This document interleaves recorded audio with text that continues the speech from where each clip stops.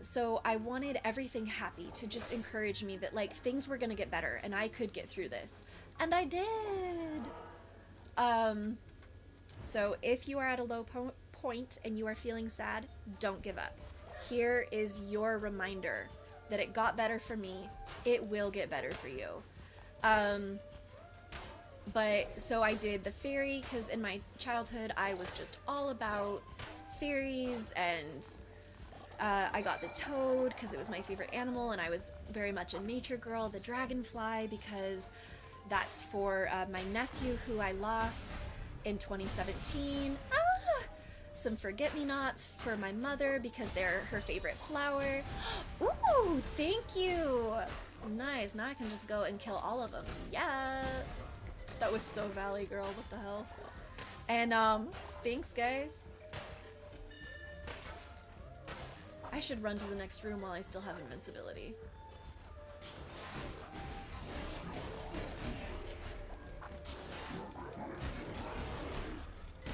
Oh, this is so nice. Thank you. That was very helpful.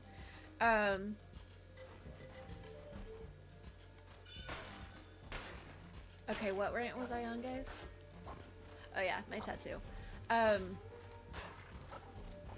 So this one, where the first one represents a lot of the light and the happy times and the nature, I want this other one to represent some of the more difficult things. Not that I want it to be dark, not that I want it to be creepy.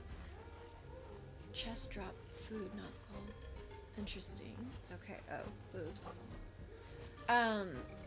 So I have some ideas sketched up already. No pun intended. But I want some ideas on that too. And obviously, ultimately, I will have to make the decision on this because my tattoos are always very deeply personal. But I think in the next 6 months, I'm gonna make an appointment with my tattoo artist because I absolutely love him. And he is going through some life changes, and I'm worried that if I don't do it soon, he may end up moving, and I do not want the style of my tattoo art to change just because I'm an artist. I'm picky that way.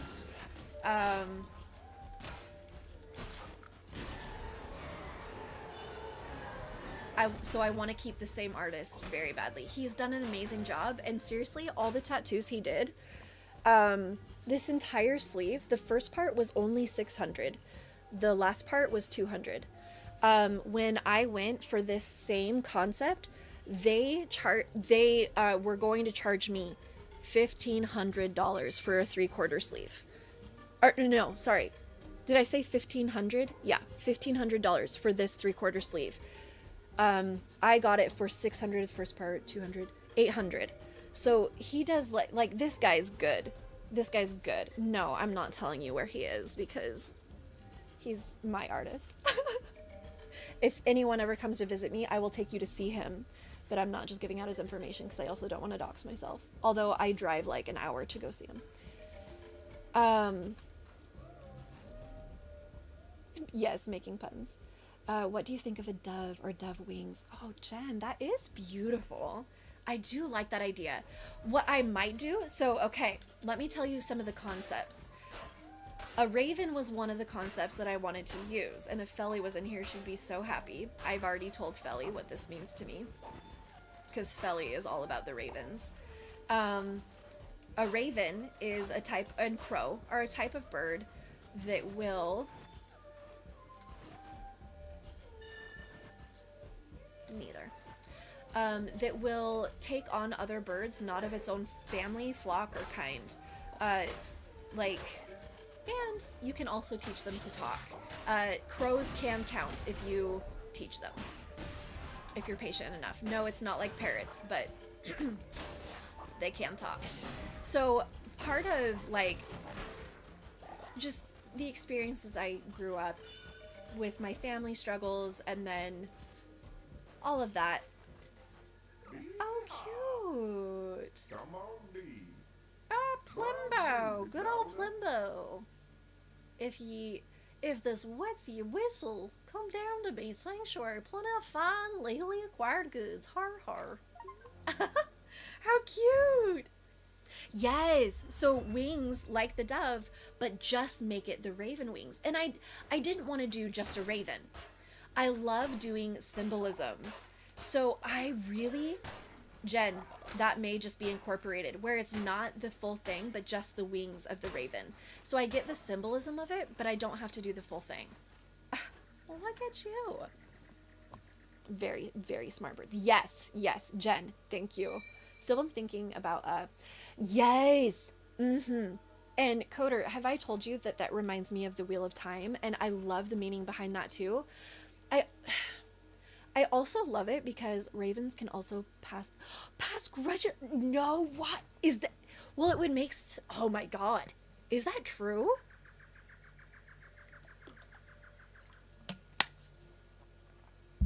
That is awesome if it is. Man, this one's taking a lot longer than usual, probably because I'm talking so much. But come on, give me fishies. Give me fishies. I want that too. Coder, have you ever heard of an Enso circle? And again, if I'm pronouncing it wrong, correct me. I know all these things, but I am not knowledgeable on how to say them. It's like I study and I read a lot and I know all these things, don't know how to pronounce it, don't know how to, you know. Guys, my ADHD can only take me so far. Felly! Oh my God, yes, you are in here. How was your holidays, honey? Also, I cannot wait if you're able to make it to Dragon Con. I cannot wait to see you. So many of the people in here are gonna try and go, and I'm just so excited.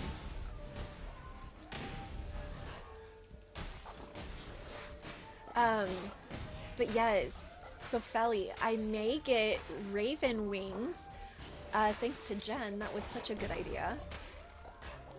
And that ties in my concept, and there's lots of other concepts I want to do as well.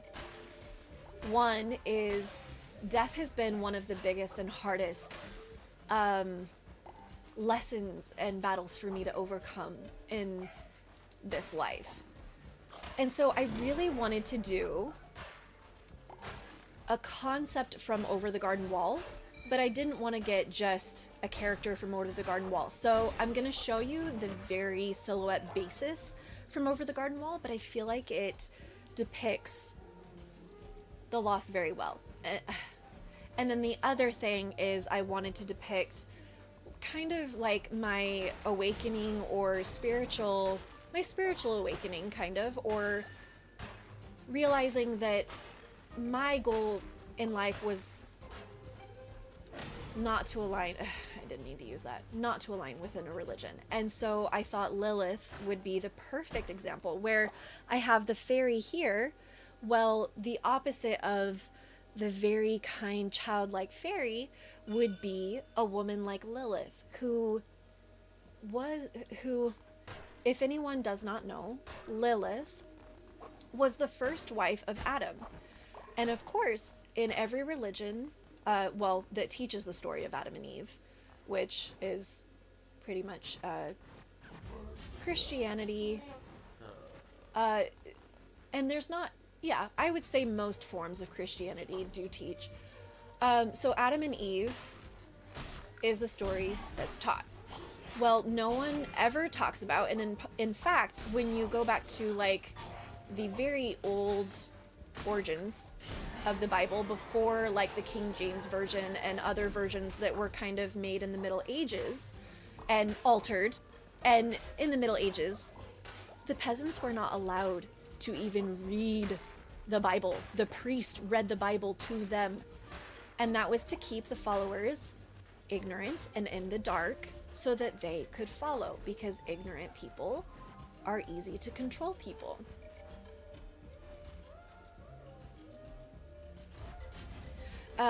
And bridges. Oh no. Okay. So, okay, finally, we're to the boss. Lilith, in the very beginning, there were mentions of Lilith, which was the first wife of Eve. Eve. The first wife of Adam. Oh, damn. You're a crazy one. You're a crazy one. Oh, God. We're not gonna survive. Hold on. Yes, we can do this. Never give up. Never surrender. We can do this. Come on. Come on. Come on. Hell yeah.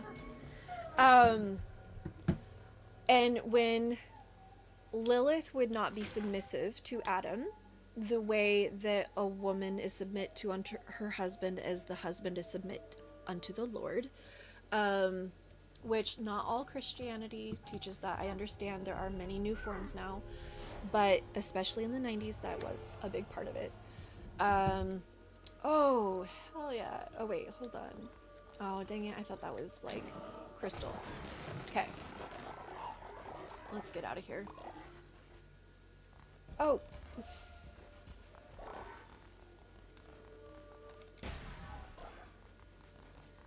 So Lilith actually left Adam when she realized that she would have to give up her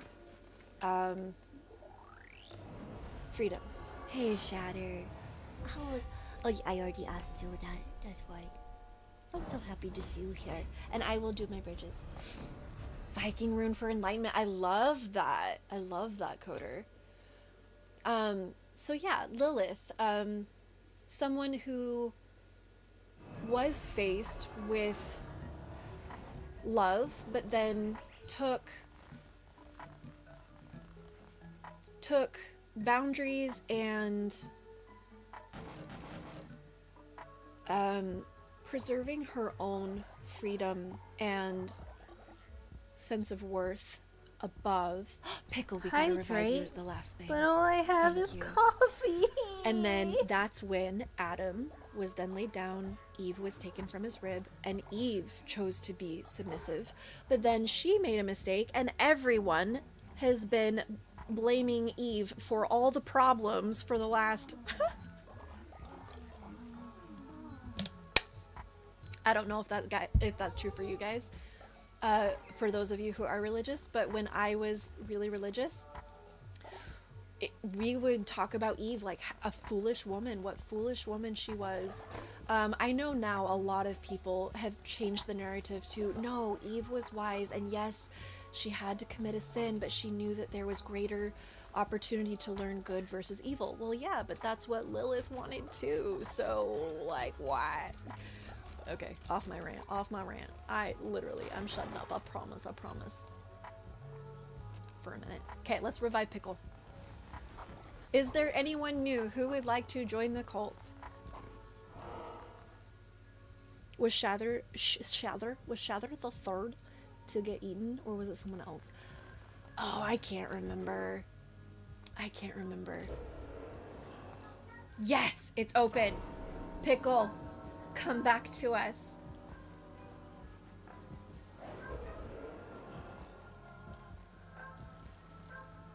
Lots of dead. Mr. Solo. Oh yeah, Gloomy tried to kill me. We'll wait for Gloomy to bring Gloomy back. Shatter. What game are you gonna play with Shatter Soup? I think it says something that Lilith is never spoken of. I think it says something that Lilith was never spoken of and excluded from the Bible. Yes, she was. Pickle, we revived you. You are alive and well again. Now let's see if you're a zombie. Hopefully you don't eat anyone. Oh, you're in VC. Fine. You know what? I might actually not go all the way to 10 because I'm getting hungry. I'm getting shaky. I do have to do bridges. So let me end the cult thing. Let me maybe talk 30 more minutes and then I think I'm done for the night. I started early, but I'm tired. I'm tired.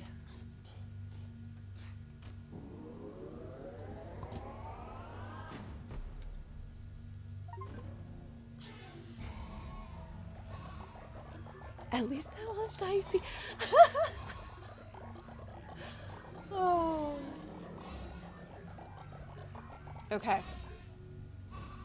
Gotta make sure you eat before you die from now.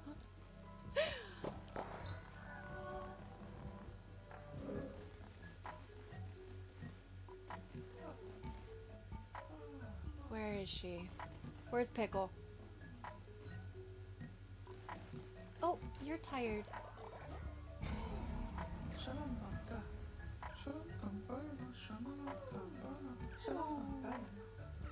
So cute.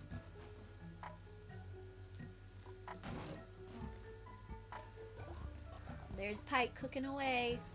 Oh wait, no, that's not Pike. It's Dee's.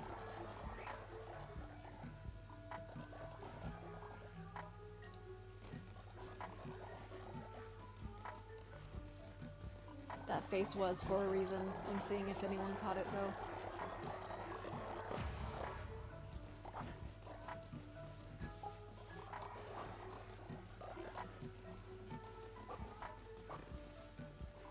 Coder. Oh. Oh, there's Pike. But we're looking for Pickle. There she is. I don't want to wake you up. You're sleeping and you look okay. So we're not going to disturb you. Doctor and Sketcher. Almost back. Okay, we're going to save. And, oh, wait. We're going to collect this devotion. Carnage, thank you. Thank you for your contributions. Even after all my ranting and No! Who's sick? sorry. And no one said nuts. That's why I made a face. I said D's. And someone was supposed to say, D's nuts. Got him. Oh. What am I doing? Oh, no. Okay, I know what I'm doing. I'm going to here. And we're fixing. Sleeping sounds like me. I think you have a trait of being a night owl, Pickle. I think I remember that now. Oh, Virgil's tired and needs to sleep.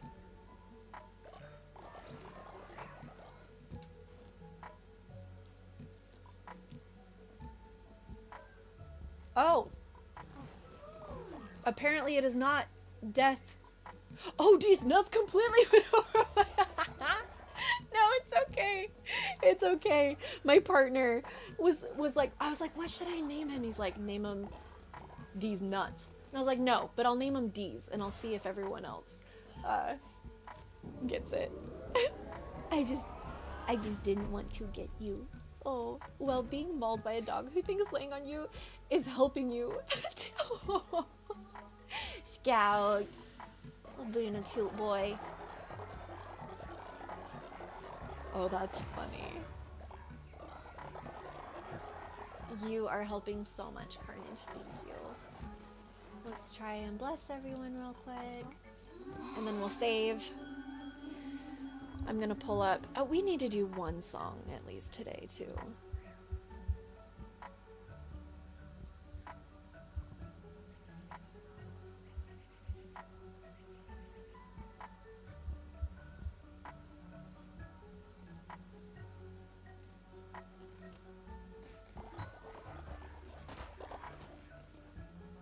Oh, you're so cute. Look at Carnage. Oh my god. It's like a toad moth. That's what it reminds me of. I think that's why I love it.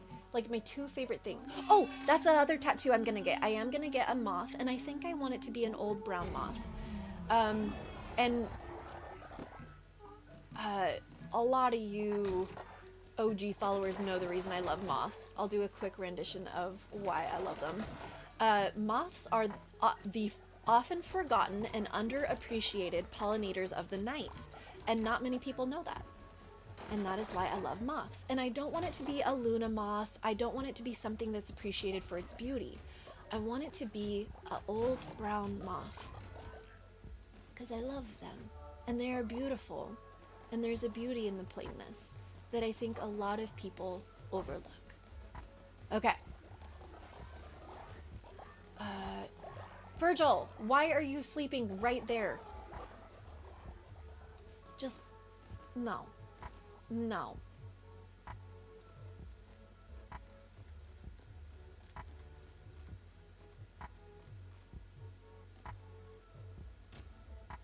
Okay. Oh, Doctor! Good job, doctor. Well done. Okay. Oh my god. It doesn't empty.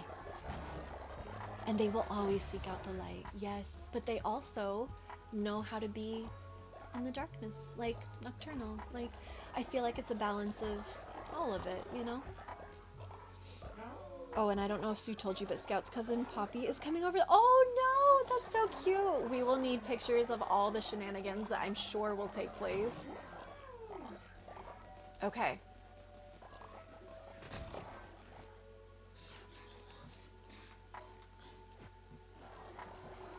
Let's save and quit.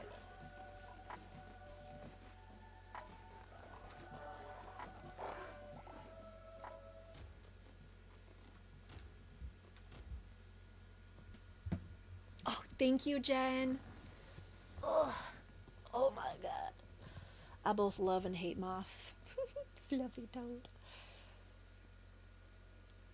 Okay. Let's exit this. Is this the... Yeah. No, that's not. Here it is. Okay.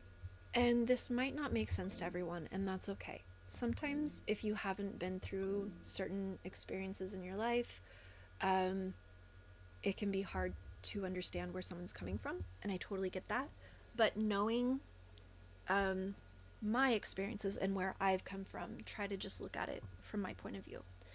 And over Christmas, it's been really hard because leaving high demand religion and just having that free fall feeling, it's like, well, what do I believe in? Kind of how I was talking about before. It's like, well, what does Christmas mean to me now? And what I love about Christmas is it is still about the goodwill of men. It's not so much about, not even like the consumerism, like all the gifts that it's turned into, or, you know, even Christ. Like, do I love a lot of the teachings of some of the good teachings that Christ taught? Absolutely. Do I believe all of them? I believe that some of them have been turned harmful. So what does Christmas, like, how can I feel? It just felt like a lot of that magic was gone for me during the Christmas season, and I don't know if anyone else deconstructing from high demand religion has felt that way, but it felt that way for me, and so I wrote this on Christmas. When I finally realized the cost of my devotion was draining my mental health, I began to question, why would a loving Heavenly Father want this for me? Why would He ask for my authenticity, peace, dreams, and even my most basic needs as a sacrifice? That realization led me to examine what exactly was eroding my happiness and my mental and physical well-being. Fear. Fear that even the smallest wrong choice, like drinking a cup of coffee or forgetting to notify a cashier about 10 cents and change, could jeopardize my eternal family.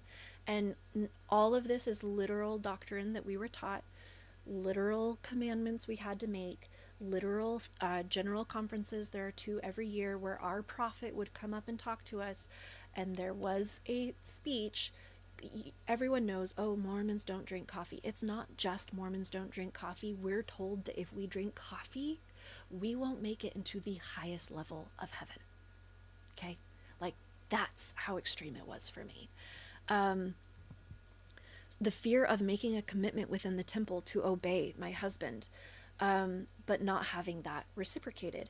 Women had to veil their faces and covenant to obey their husbands, and their husbands had to covenant to obey God. Well, this led to a lot of men thinking my opinion trumps yours, and you can unwind the you can guess what happens to a lot of Mormon women in those situations. And for fear that working outside the home would disappoint God, fear that having fewer children might disqualify me from the celestial kingdom, the highest level of the LDS heaven. Fear of failing to wear garments at all times. We had to wear them while sleeping. We had to covenant to wear them while sleeping, exercising or even working outdoors, yard work. If we took them off, we were being a lazy member, a sinful member, and we were taught that God would not protect us when our garments were off. Garments are what a lot of people outside of the Mormon church would mockingly call holy underwear. And yes, I wore them for 18 to 28.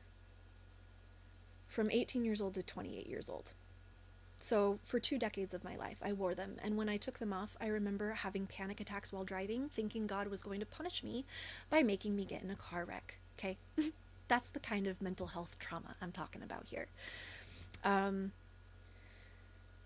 I was told not to trust my intuition over what priesthood holders said because their opinion, by default, carried more weight than mine. Women were not allowed to hold, they could not call down the blessings of heaven the way a man could, and we were just a step below. Okay, we'll leave it at that. After my dad left, we had to have men from our ward come to give us blessings and teachings every month because as a woman, my family was all girls. I had 3 sisters and then my mom. 2 men would have to come and give us blessings because we did not have that power. My mom could not pray, bless us or like teach us or things like that. Like she could teach us, but like not the way a priesthood holder could. That was always really hard for me that was hard for me. And the constant cycle of service, sacrifice, and anxiety, it wasn't faith. It was control. It kept me submissive, mentally drained, and afraid. But I realized I didn't want to live in fear anymore. I needed to experience life without the looming threat of hellfire and damnation.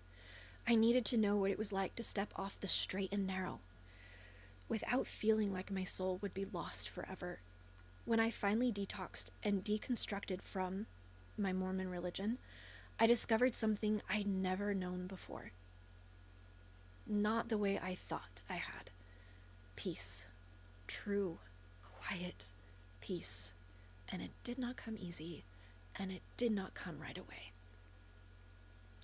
The kind that allows you to trust yourself again. The kind that brings real joy, stability, and strength. As I began putting my mental health first, I became a better mother, more present for my children, more playful and more patient.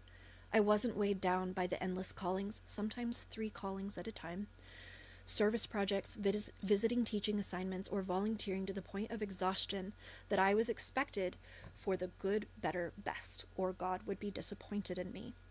I no longer felt manipulated by the phrases like, the Lord wouldn't call you to do anything you couldn't handle. That life was not sustainable. It was designed to make me feel like I was never enough. I was never filled. But here's the truth that I finally realized. I am enough. And if a church pressures and pushes you until you're consumed, trapped, and depleted, it is not aligned with what Jesus taught.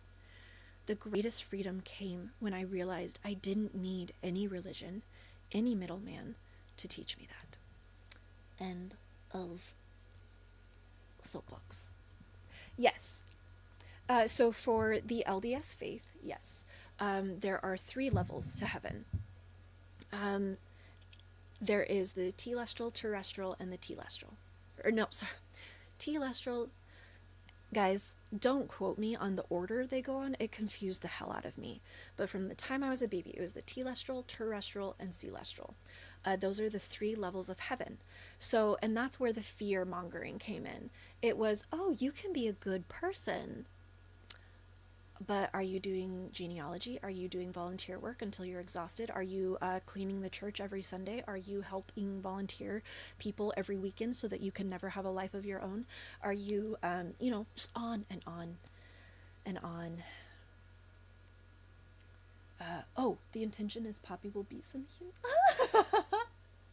Oh, good. So that when I come visit, I'm not going to get mauled. Oh, just kidding. And also, doctor, thank you. But yeah, if you guys ever have any questions about Mormons, there is a lot of misconstrued lies about Mormons. And I will be the first one to tell you what is the truth and what is the lie. Is it a truth that LDS Mormons practice polygamy today? No. That is a branch off of our brother religion. It is from the same tree, just a branch off of FLDS. And it does come from the teachings of the original Mormon church. But once it was deemed illegal in the US, our prophet all of a sudden came up with a new commandment that polygamy was saved for heaven. Okay? So in a way, LDS people did still believe in polygamy. We just didn't have to do it in this life. We had to do it in the next if our spouse was called to it. And if we said no, the wives were damned to hell. Yes. Doctrine and it is literally there in Doctrine and Covenants telling Emma Smith that if she doesn't allow Joseph Smith, which by the way, some of his wives were 14 fucking years old, okay? And I was taught this all growing up to believe that this was normal and okay. Yes. And we wonder, yeah. Yeah. Okay. So, who is ready to just go hang out in VC? Because I'm starving. Oh, wait. Bridges! Oh my god. Shatter, are you still here? If you're here, I will do Bridges. I'm sorry, guys. I just had to get that off my chest today, I think. So thank you for being my therapist. I will gladly be yours once I recoup my health. I'm gonna take these off.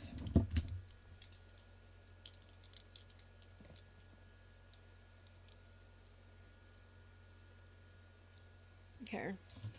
This is what I'll do. Oh, it's okay.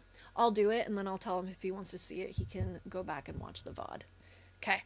Let's get some music. And whoever wants to hang out can go in VC. I'll probably only hang out for about 45 minutes. I'm going to be on mute for the bit. I'm starving. And then I'll see you guys Sunday. Music.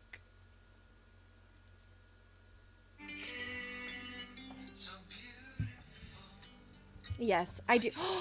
I had pancakes the other day. It was delicious. The high protein pancakes.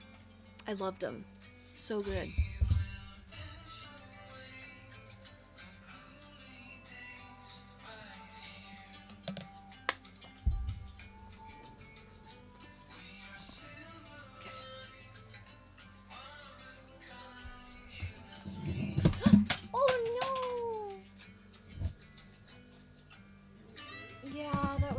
Controller. I'm just about to end stream, hun. I'm doing my bridges. I'm going to do a little spin. Oh, I popped it.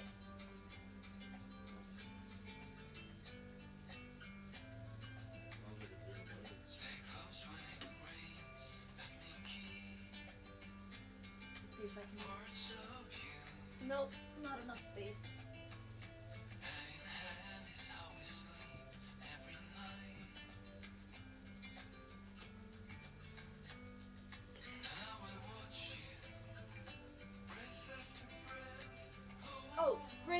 Bridges.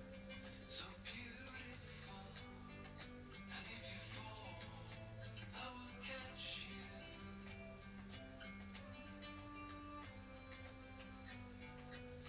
How long do I have to hold it? 10 more minutes. Not 10 minutes. I'm not doing 10 minutes. 9.5.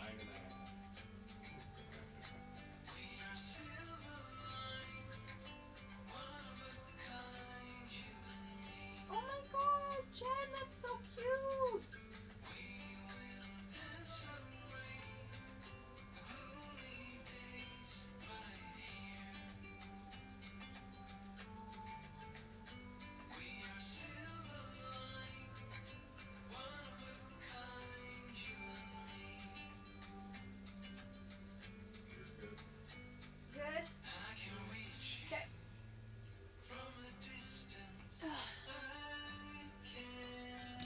Alright, guys. Let's pick who we're gonna raid. Shatter, I did your bridges. Okay. Let's do...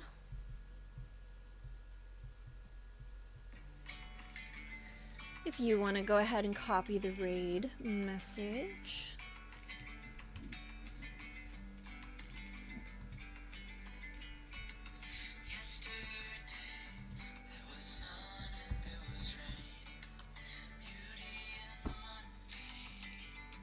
What did you clip, Jen? Yes, I know it's 40 minutes early from my normal stream time, but I'm so hungry. I'm so hungry. I'm so tired. But Sketch, we will be in VC. Oh, Bunny. We could raid Bunny. You know what? Reed is on. Let's do Reed. Oh wait, no, he's not on. That's just a suggested collab. Show more. Oh, he is. He is. Okay. Yeah. Oh, thank you, Pike. Thank you, Pike. Are you gonna be in VC? Thank you, Coder. I know, I get so exhausted. Okay, so I do /raid. Oh, his is a long name. Oh my god, I have to get my glasses.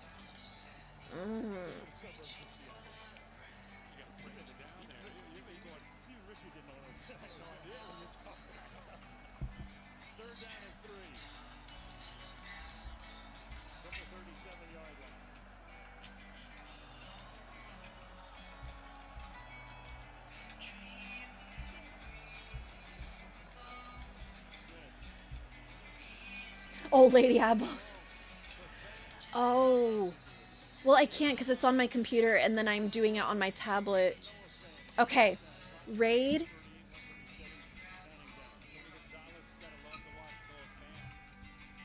Oh. I never sang the song. Another time. Alright, guys. Again, thank you. Thank you. I hope you all had such good holidays. Thank you for listening to my rant. I promise every stream will not be like this. And here we go. Show Reed all the love.